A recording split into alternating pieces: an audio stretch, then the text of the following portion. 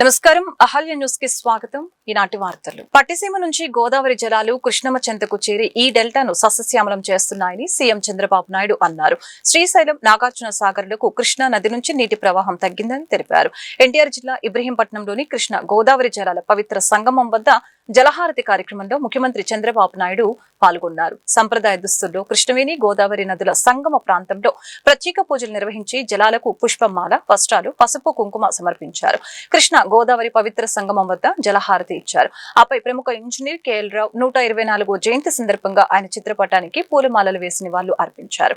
అనంతరం అక్కడ ఏర్పాటు చేసిన కార్యక్రమంలో సీఎం మాట్లాడుతూ ఇంజనీర్ గా కేఎల్ రావు స్ఫూర్తి ప్రతి గ్రామానికి తీసుకువెళ్లేలా ప్రభుత్వం కార్యక్రమాలు నిర్వహిస్తుందని అన్నారు. అయితే ఈరోజు నదుల అనుసంధానంగా చేయగలిగితే భారతదేశానికి బ్రహ్మాండంగా అవకాశాలు ఉంటాయి. ఏ దేశం కూడా మనతో పోటీ పడలేదని ఆయనకి చెప్పి గంగా కావేరి అనుసంధానానికి ఒక టాస్క్ ఫోర్స్ కూడా వేశాం. మేము 2004లో ఓడిపోవడం, ఆ తర్వాత వచ్చిన కాంగ్రెస్ పార్టీ ఈ ప్రపోజల్ని ఆటకెక్కించే పరిస్థితికి వచ్చారు. మళ్ళీ 2014లో చాలా ఇబ్బందులు ఉన్నాయి.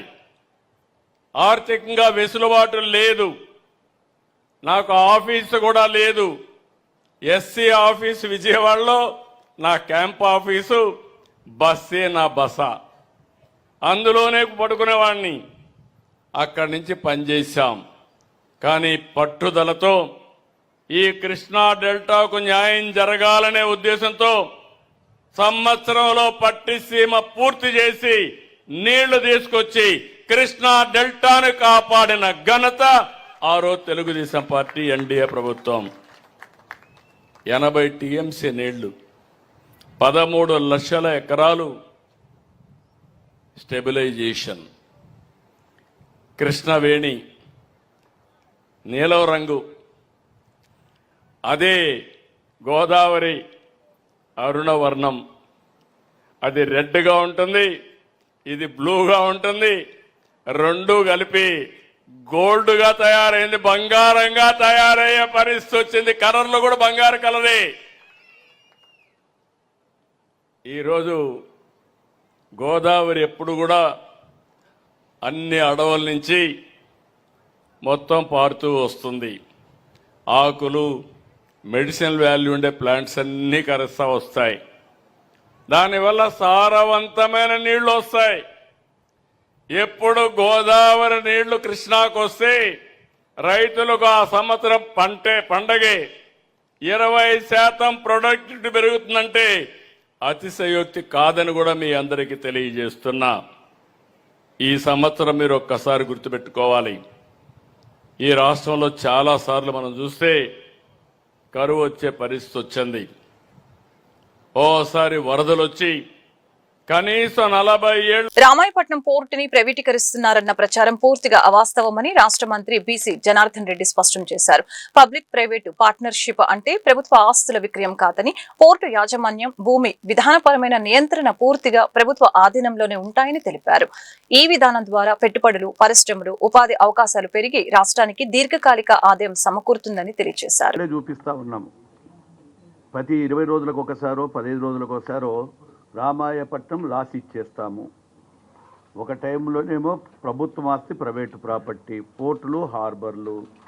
ఇంకొక ఆయనేమో దాన్ని మేము నిర్మూలిస్తామని, ఇలా ఎవరికి తోచినట్లు వాళ్ళు రోజు చేసుకొని ప్రజలకు అందరికీ కూడా ఒక అనుమానాస్పద రీతిలో భయాందోళనకు గురయ్యేటట్టుగా వాళ్ళు చెప్పడం జరుగుతూ ఉంది. ఈరోజు వారి పార్టీ నాయకులను వారిని మేము ఈరోజు మాట్లాడుతూ ఉన్నాం. పీపీపీ అంటే అర్థం కాని వ్యక్తులకు ఎవడు ఏమి చెప్పలేడు.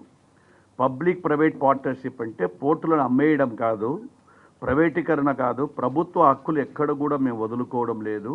ఏదైతే యజమాన్య పోర్టులు సమర్థవంతంగా చేయాలన్నప్పుడు పీపీపీ మోడల్లో ఓఎండ్ఎం కింద వారికి ఇవ్వడం జరుగుతుంది. వాటన్ని కూడా చేస్తాం. రామాయపట్నం ప్రైవేటును కూడా అమ్మేస్తున్నారు అని చాలామంది కూడా తెలియజేస్తూ ఉన్నారు. వాళ్ళని ఒకటే అడుగుతూ ఉన్నాం. ఏదైతే గంగవరం పోర్టుకు సంబంధించి ఇందాకే సోదరుడు అడిగారు, గంగవరం పోర్టుకు ప్రభుత్వానికి ఉండేటువంటి వాటా 10.40%ను ఆ రోజు జీవో నంబర్ 4 ద్వారా వారికి అమ్మడం జరిగింది. అంటే ప్రభుత్వ ఆస్తులను, ప్రభుత్వానికి సంబంధించినటువంటి ఆస్తులన్నిటిని కూడా ప్రైవేట్ రాష్ట్ర ఆయుష్ విభాగంలో మౌలిక సదుపాయాల అభివృద్ధి కోసం 350 కోట్లతో ప్రాజెక్టులు చేపడుతున్నట్లు వైద్య ఆరోగ్య శాఖ మంత్రి సత్యకుమార్ యాదవ్ వెల్లడించారు. కేంద్ర ఆయుష్ మంత్రి చేతుల మీదుగా ఈ కొత్త సదుపాయాలని ప్రారంభించడానికి ప్రణాళికలు సిద్ధం చేస్తున్నట్లు పేర్కొన్నారు. గత ప్రభుత్వం ఆయుష్ రంగాన్ని పూర్తిగా నిర్లక్ష్యం చేసిందని విమర్శలు గుప్పించారు. విజయవాడ తుమ్మలపల్లి కళాక్షేత్రంలో ఔషధ మొక్కల స్థిరమైన సాగు, ఆర్థిక వృద్ధి, మార్కెటింగ్ మౌలిక సదుపాయాలపై నిర్వహించిన రాష్ట్ర స్థాయి సదస్సులో ఆరోగ్య శాఖ మంత్రి సత్యకుమార్ యాదవ్ పాల్గొన్నారు. ఈ సందర్భంగా ఆయన మాట్లాడుతూ రాష్ట్ర ఆయుష్ విభాగంలో మౌలిక సదుపాయాల అభివృద్ధి కోసం 350 కోట్లతో ప్రాజెక్టులు చేపడుతున్నట్లు వెల్లడించారు.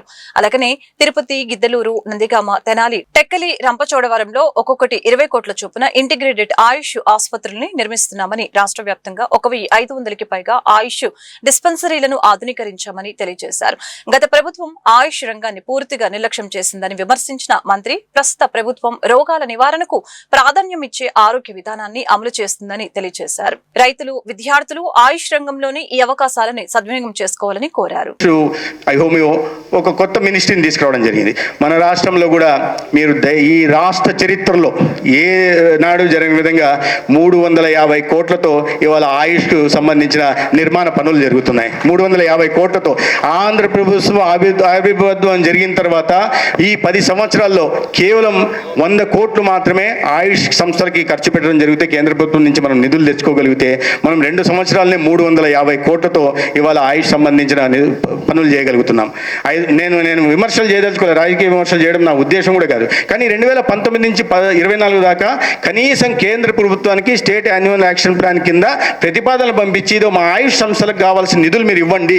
ఎందుకంటే కేంద్ర ప్రభుత్వం చాలా సానుకూలంగా స్పందిస్తూ ఉంది, సహకారం అందించడానికి సిద్ధంగా ఉంది. అయితే దాన్ని వినియోగించకుండా ఎందుకో ఆయుష్ అంటే ఇండియన్ సిస్టమ్స్ ఆఫ్ మెడిసిన్స్ అంటే మనం బ్రిటిష్ వాళ్ళ మానసిక మనస్తత్వం ఏ రకంగా ఉండేదో దేనికి పనికిరాదని అటువంటి పాలన 5 సంవత్సరాల పాటు సాగింది. ఆయుష్ అంటే నేను విన్నా, ఎవరో ఒక అధికారి చెప్పారు, ఎందుకు ఆయుష్కి సంబంధించి ప్రతిపాదనలు కూడా కేంద్ర ప్రభుత్వాన్ని పంపలేదంటే అప్పుడు అధికారంలో ఉన్న వాళ్ళు ఆయుష అదేంది అదొక పిచ్చిది అని అన్నారని నేనైతే డైరెక్ట్గా నా ఎదురు వినలేదు, నేను రాజకీయ విమర్శలు చేయలేదు. కానీ ఒక అధికారి, చాలా సీనియర్ అధికారి, ఆయనకు ఆ భావన ఉండేది కాబట్టి ఆయుష్ కింద ప్రతిపాదనలు పంపాల్సిన అవసరం లేదన్నారు. కానీ మన ప్రభుత్వం వచ్చిన తర్వాత వెంటనే ఆయుష్కి ప్రత్యేకంగా దృష్టి పెట్టి వాళ్ళ ప్రతిపాదనలు పంపడం, మనం ప్రతిపాదనలు పంపించిన దాన్ని కేంద్రం చాలా సుముఖంగా చేయించిన కారణంగా ఇవాళ 4 మెడికల్ కాలేజీలు, ఆయుష్ 4 మెడికల్ కాలేజీలు ఆంధ్రప్రదేశ్లో ప్రారంభం చేసుకుంటున్నాం.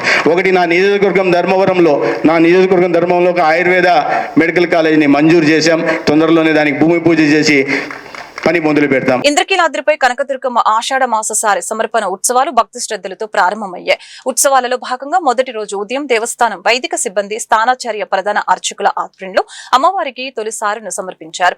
మూల విరాట్ దర్శనం అనంతరం మహామండపం 6వ అంతస్తులోని ఉత్సవ మూర్తికి వైదిక సిబ్బంది తెచ్చిన సారిను సమర్పించారు. ఇంద్రకీలాద్రిపై కనకదుర్గమ్మ ఆషాఢ మాససారి సమర్పణ ఉత్సవాలు భక్తి శ్రద్ధలతో ప్రారంభమయ్యాయి. ఉత్సవాలలో భాగంగా మొదటి రోజు ఉదయం దేవస్థానం వైదిక సిబ్బంది, స్థానాచార్య ప్రధాన అర్చకుల ఆధ్వర్యంలో అమ్మవారికి తొలిసారును వైభవంగా సమర్పించడం జరిగింది. ప్రతి ఏటా వైదిక సిబ్బంది సమర్పించే తొలిసారితోనే ఈ ఉత్సవాలు ప్రారంభం కావటం ఆనవాయితీగా వస్తుంది. ఉదయం ఘాట్ రోడ్లోని ఓం మలుపు నుండి వైదిక సిబ్బంది తమ కుటుంబ సభ్యులతో కలిసి సారి సంబరాలను నెత్తిన పెట్టుకుని మంగళ వాయిద్యాలు, కోలాటాలు, వేద మంత్రోత్సరణ నడుమ ఆలయానికి చేరుకున్నారు.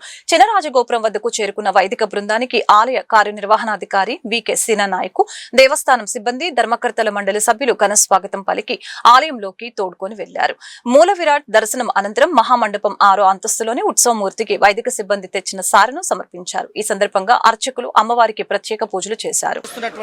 ఆషాఢం సారి సమర్పణ కార్యక్రమం ఈ రోజు నుంచి ప్రారంభమైంది. ఇది ప్రతి సంవత్సరం ఒక్కొక్క మెట్టు పైకి ఎక్కుతూ మన రాష్ట్రంలోనే భక్తులందరికీ కూడా ఇంద్రకీలాద్రి పుణ్య క్షేత్రం భక్తులకు ఒక ఆహ్లాదమైన వాతావరణం కల్పిస్తూ ఈ రోజు నుంచి వచ్చే నెల 12వ తారీఖు దాకా ఈ యొక్క ఆషాఢం సారే సమర్పణ కార్యక్రమం కొనసాగుతూనే ఉంటుంది.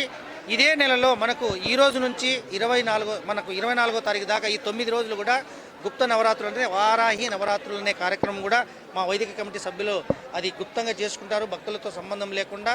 అదేవిధంగా ఈ నెల 27, 28, 29 శాకాంబరి ఉత్సవాలు, అంటే అమ్మవారు పూర్తిగా కూడా ఒక శాకాహారంతో, శాకాంబరి ఏవైతే మన కూరగాయలు, ఆకుకూరలతోటి ప్రత్యేకమైనటువంటి అలంకారంలో దర్శనమిస్తారు. అదేవిధంగా ప్రతి సంవత్సరం ఆంధ్రప్రదేశ్, తెలంగాణ రాష్ట్రాల మధ్య సత్సంబంధాలు మంచిగా ఉండాలని అన్ని అక్కడ ఉన్న ప్రజలు, ఇక్కడ ఉండే ప్రజలు కానీ, అక్కడ ఉండే ప్రభుత్వం కానీ, ఇక్కడ ఉండే ప్రభుత్వం కానీ మంచి పరిపాలన అందించాలనే ఉద్దేశంతో ఏదైతే సాంప్రదాయం ఉందో బంగారు బోనం మనకు ఈ నెల 26వ తారీఖున జంట నగరాల నుంచి వస్తున్నారు. అదేవిధంగా మన వైపు నుంచి కూడా అమ్మవారి తరపున అక్కడికి వెళ్ళి కూడా వచ్చే నెల కూడా మనము 7వ తారీఖు సారే సమర్పిస్తాం. కాబట్టి ఈ రాష్ట్రంలోని మతపరమైన రిజర్వేషన్లు, దళిత క్రైస్తవులకి ఎస్సీ హోదా అంశాలపై ఏపీ బీజేపీ అధ్యక్షులు పివిఎన్ మాధవ్ కీలక వ్యాఖ్యలు చేశారు. రాజ్యాంగం కల్పించిన రిజర్వేషన్ హక్కులు నిజమైన ఎస్సీలకే అందాలని, మత మార్పిడిల కారణంగా అసలైన దళితులు నష్టపోతున్నారని ఆయన ఆరోపించారు. ఈ అంశంపై బీజేపీ పోరాటం కొనసాగిస్తుందని స్పష్టం చేశారు. దళిత క్రైస్తవ అంశంపై బీజేపీ ఎస్సీ మోర్చా ఆధ్వర్యంలో ఐవీ ప్యాలెస్ లో రౌండ్ టేబుల్ సమావేశం నిర్వహించారు. ఈ సమావేశానికి బీజేపీ రాష్ట్ర అధ్యక్షులు పివిఎన్ మాధవ్ పాల్గొన్నారు. ఈ సందర్భంగా ఆయన మాట్లాడుతూ రాష్ట్రంలో ఓటు బ్యాంకు రాజకీయాల కారణంగా మతపరమైన రిజర్వేషన్ల వ్యవస్థ కొనసాగుతుందని విమర్శించారు. వైఎస్ రాజశేఖర రెడ్డి హయాంలో మతపరమైన రిజర్వేషన్లను ప్రయత్నించారని, అప్పట్లో బీజేపీ వాటిని వ్యతిరేకించిందని ఈ సందర్భంగా గుర్తు చేశారు. డాక్టర్ బిఆర్ అంబేద్కర్ అణగారిన వర్గాల అభ్యున్నతి కోసం రిజర్వేషన్లు తీసుకువచ్చారని, ఆయన ఆశయాలను కాపాడే దిశగా బీజేపీ పనిచేస్తుందని ఈ సందర్భంగా తెలియజేశారు. అంటే అదొక వర్గంగా ఒక భావన కలిగి ఆ వర్గం కోసం పనిచేయాలనే ఆలోచన, ఆ విధంగా ఒక విస్తృతమైన ఒక దేశవ్యాప్తంగా ఒక వైరస్, ఒక జాడ్యాన్ని బాగా విస్తృతంగా ప్రచారం చేశారు. కనుక దాని వ్యతిరేకంగా కానీ దానికి సంబంధించి ఏది మాట్లాడాలన్నా కూడా ఒక రకమైన భయం, అలాగే దాని గురించి ఏం మాట్లాడితే ఏమవుతుంది, మా ఓటు బ్యాంక్ ఎక్కడ నష్టపోతుంది అనే ఒక అభిప్రాయం. ఇది క్రైస్తవానికి వ్యతిరేకం కాదు అనే విషయం కూడా చెప్తున్నాం. జీసస్ క్రైస్ట్ వ్యతిరేకంగా కానీ క్రైస్తవానికి అంటే క్రిస్టియానిటీకి వ్యతిరేకంగా కాదు. అంటే ఎవరైతే దళితులు మతం మారారో, సో క్రైస్తవం తీసుకున్న దళితులైనా మాట్లాడితే బాగుంటుంది. ఈ పదాన్ని మనం ఎక్కడ ఉపయోగించుకుంటూ ఉంటే బాగుంటుంది. ఆ విధంగా మన చర్చని ముందుకు కొనసాగిస్తే బాగుంటుంది. కొన్ని కొత్త కొత్త విషయాలు తెలిస్తే బాగుంటుంది. ఆ విధంగా మీరు మీ అనుభవంలో ఉండే అనేక రకాల విషయాలు ఉంటాయి. ఆ విషయాలు మాట్లాడితే మనకి పదును పెరుగుతుంది. మన యొక్క మాటకి, మన యొక్క ఏదైతే రేపు రాబో కాలంలో చేయబోయే ఒక దీన్ని యుద్ధం అన్నా, ఆ విధంగా ఒక ఏ విధంగా అయితే శంకర్ భగవత్పాదులు కేవలం తన వాగ్బాణాల ద్వారా విషయాన్ని నలుగురు మధ్య సంవాదం ద్వారానే మన యొక్క ఆర్ష ధర్మ యొక్క ఆ యొక్క భగవద్ధ్వజాన్ని ప్రతిష్ఠించాడు. కేవలం సంవాదం ద్వారానే. ఎక్కడ కూడా దేశ జల విద్యుత్ నీటి పారుదల రంగాల అభివృద్ధికి విశిష్ట సేవలు అందించిన మహోన్నత ఇంజనీర్ పద్మభూషణ్ డాక్టర్ కేఎల్ రావు సేవలు చిరస్మరణీయమని పలువురు వక్తలు కొనియాడారు. ప్రపంచంలోనే అతిపెద్ద మట్టితో నిర్మించిన నాగార్జున సాగర్ ఆనకట్ట రూపకల్పనలో ఆయన చూపిన సాంకేతిక ప్రతిభ భారత ఇంజనీరింగ్ రంగానికే గర్వకారణమని పేర్కొన్నారు. పద్మభూషణ్ మాజీ కేంద్ర మంత్రి, ప్రముఖ ఇంజనీర్ డాక్టర్ కేఎల్ రావు 125వ జయంతి వేడుకల్ని ఆంధ్రప్రదేశ్ ఇన్స్టిట్యూషన్ ఆఫ్ ఇంజనీర్స్ ఆధ్వర్యంలో కేఎల్ రావు భవన్ లో ఘనంగా నిర్వహించారు. ఈ కార్యక్రమానికి పలువురు ప్రజా ప్రతినిధులు, రాజకీయ నాయకులు, ఇంజనీర్లు, విద్యావేత్తలు, సామాజిక ప్రముఖులు హాజరై డాక్టర్ కేఎల్ రావు చిత్రపటానికి పూలమాలలు వేసి ఘనంగా నివాళులర్పించారు. అనంతరం నిర్వహించిన సభలో వక్తలు మాట్లాడారు. డాక్టర్ కేఎల్ రావు భారత జలవనరుల అభివృద్ధికి చేసిన సేవలు అపారమని కొనియాడారు. నీటిపారుదల ప్రాజెక్టుల రూపకల్పనలో ఆయన దూరదృష్టి, సాంకేతిక నైపుణ్యం దేశవ్యాప్తంగా ఆదర్శంగా నిలిచాయని ఈ సందర్భంగా వక్తలు కొనియాడారు. ఇంజనీరింగ్ వృత్తిలో ఉన్న యువత డాక్టర్ కేఎల్ రావు జీవితాన్ని ఆదర్శంగా తీసుకుని దేశాభివృద్ధికి తమ వంతు సేవలు అందించాలని పిలుపునిచ్చారు. వేల మంది మనుషులకి ఉపాధి ఇప్పించారు. వాళ్ళ భవిష్యత్ అంతా మార్చారు. అలా నీరు వదుల గుర్తు పుడతారు. అట్లాంటి గొప్ప ఆయన పితామహగా ఆయన్ని చెప్పేవారు. ఎప్పుడు ఇరిగేషన్ అంటే ఆయన పితామహ అంటారు. ఆ గుర్తు పొందింది డాక్టర్ కేఎల్ రావు గారు 1902లో మన కంకిపాడులో పుట్టారు. ఆయన చిన్నప్పుడే ఆయన తండ్రిని తర్వాత కొంచెంసేపు తర్వాత ఆయన ఒక కంటిని కోల్పోయారు. దాంట్లో ఆ లాస్లో కడిపడకుండా ఆయన చాలా దృఢ సంకల్పంతో ముందుకి సాగారు. ఆయన విజయవాడలో స్కూల్కి నడిచి వెళ్ళేవారు. అది కంప్లీట్ చేసిన తర్వాత గిండి కాలేజ్లో ఇంజనీరింగ్ చేశారు. అక్కడి నుంచే ఆయన మాస్టర్స్ పొందిన మొదటి విద్యార్థి ఆయన. దాని తర్వాత బర్మింగ్హామ్కి వెళ్ళారు. బర్మింగ్హామ్లో తన డాక్టరేట్ కంప్లీట్ చేసిన తర్వాత ఆయన లఫ్బరోలో లెక్చరర్గా చేరారు. అక్కడ రాసిన పుస్తకం 1920 చివరి వరకు టెక్స్ట్ బుక్. విజయవాడలో పీపుల్స్ కోఆపరేటివ్ బ్యాంకు లోన్లు, ఇన్సూరెన్స్ డబ్బుల పేరిట పేద మహిళల్ని నమ్మించి భారీగా మోసం చేసిన ఉదంతం వెలుగులోకి వచ్చింది. లక్ష్మీ దుర్గా, వెంకట్ లక్ష్మి అనే బాధితులు తమకు జరిగిన అన్యాయాన్ని మీడియా ముందు వాపోయారు. బ్యాంక్ అధికారులైన ధనుంజయ్, నవదీపులతో పాటు శారద, సత్యవతి అనే మహిళలు గ్రూప్ లీడర్లను అడ్డం పెట్టుకుని ఈ మోసాలకు పాల్పడ్డారని వారు ఆరోపించారు. లోన్లు ఇప్పిస్తామంటూ ఇళ్లకు పిలిపించుకొని నామినీ సంతకాలు లేకుండానే లబ్ధిదారుల పేర్ల మీద లోన్లు తీసుకున్నారని తెలిపారు. బాధితులకు తెలియకుండానే బ్యాంకుల నుంచి డబ్బులు డ్రా చేసి అడిగితే బెదిరింపులకు దిగుతున్నారని ఆవేదన వ్యక్తం చేశారు. ఒక బాధితురాలికి ఏకంగా 14,65,000 రూపాయలు రావాల్సి ఉందని చెప్పారు. దీనిపై నిలదీసినందుకు గంజాయి బ్యాచ్ తో తమపై దాడులు చేయించారని, నిన్న పోలీస్ స్టేషన్ వద్ద కూడా తమను కొట్టారని బాధితులు ఆవేదన వ్యక్తం చేశారు.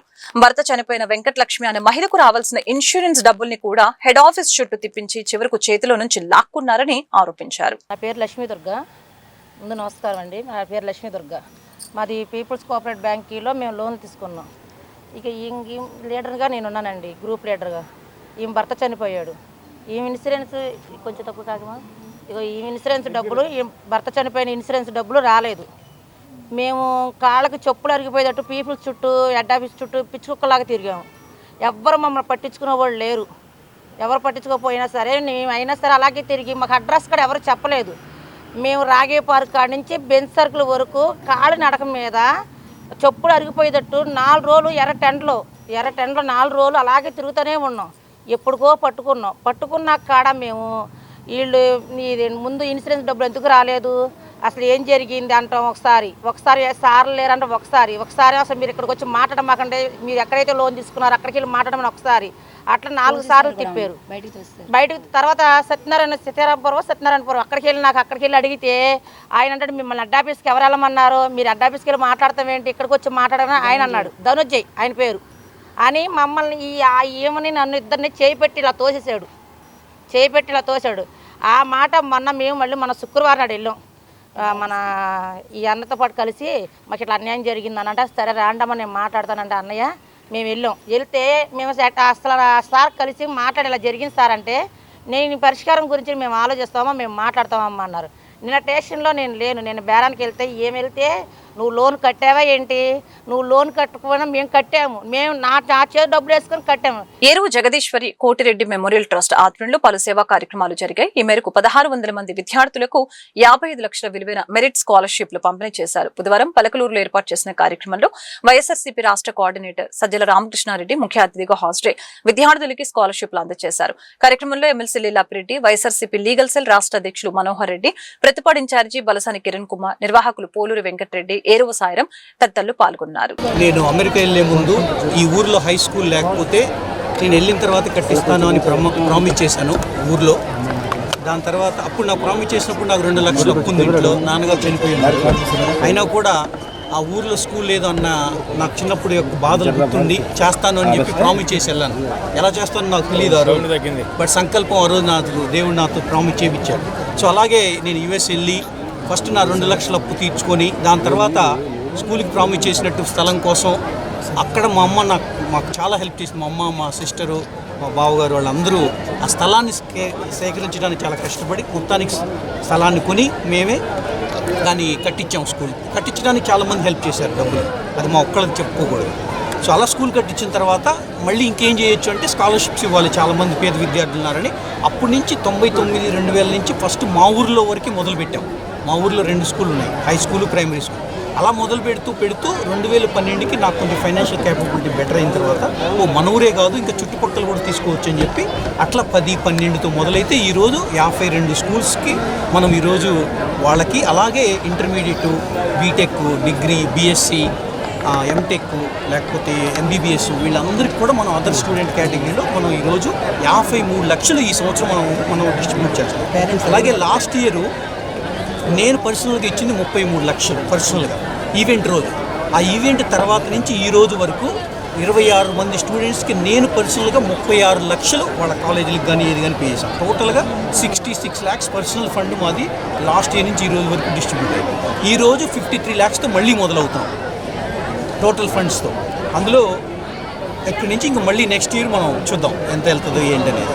చాలామంది విద్యార్థులు ఇక్కడ ఉన్నారండి. నా పర్సనల్ ఎక్స్పీరియన్స్ ఏంటంటే ఇక్కడ ఎక్కువ మంది ఒక తల్లి ఒక తండ్రి ఒక సింగిల్ పేరెంట్ ఉన్నవాళ్ళు, వాళ్ళ పిల్లలకి చాలా కష్టంగా ఉంది. ఎందుకంటే వాళ్ళకి నెలకి 8,000-9,000 కూడా రావట్లేదు వాళ్ళ జీతం.